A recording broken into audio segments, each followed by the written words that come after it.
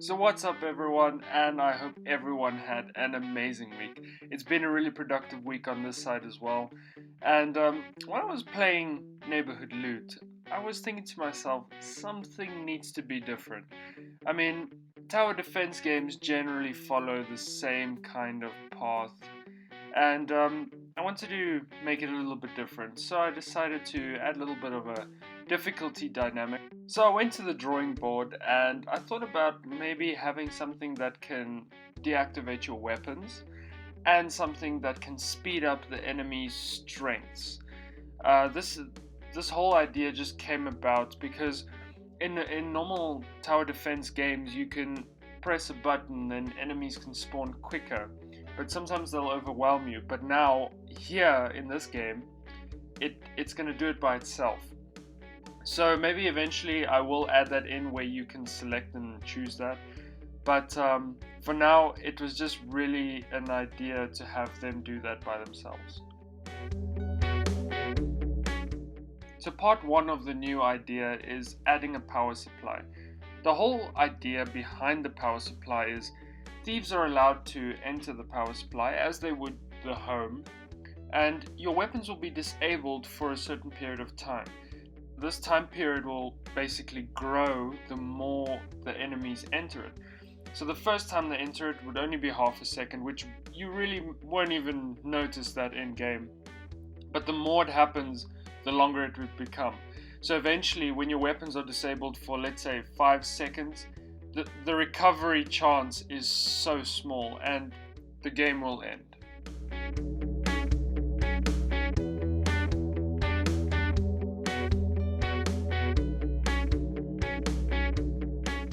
Here, just adding the power supply into the game, and it needed to be on the side where the weapons around the house cannot be used to defend the power supply as well.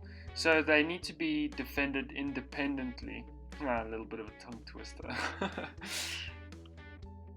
And this will just add that dynamic of difficulty, and I think it would be a little bit more interesting because this is where the strategy side comes into the game. And this will really mean that you have to think about where you want to place your weapons. It's not just you put it here, you put it there. You really have to think about where you want to put them and really optimize the money that you have in game. Here's where the power supply has been coded, and this is where the half a second timer will increase and tell all the weapons when they need to be deactivated.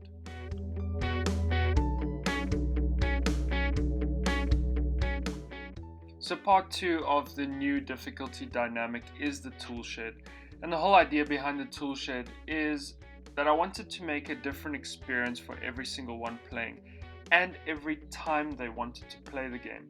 This just adds a longevity factor to the game and will make it feel new and fresh every time you play, because the AI will basically decide what happens next. So here I'm just adding the tool shed to Neighbourhood Loot, and I made it a little bit smaller and closer to the home, so you can defend the tool shed a little bit more than what you can the power supply. But this just means that you have 3 important points to defend, which gives it that strategic value in game. So here I'm coding a little bit of the AI's decision making on the wave spawner. It's definitely not the final state of it. This is just a test to see if it will actually give the feel that I'm looking for, that everybody would really get a different experience every time they play. So here is where the thieves will decide which entrance they want to go for. So 90% of the time the thieves will be going to the house to try and steal your goodies, and the other 10% will be split between the tool shed and the power supply. And so we get to the testing grounds, and it was working quite well, and then I kind of noticed something. So if we look in the bottom left hand corner, why the f can't I get in? And here we have another one that tries on the left. Oh, look at him, he's so cute. Maybe it was a little bit more satisfying than what it should have been. But it's been a while, right? It's been a while.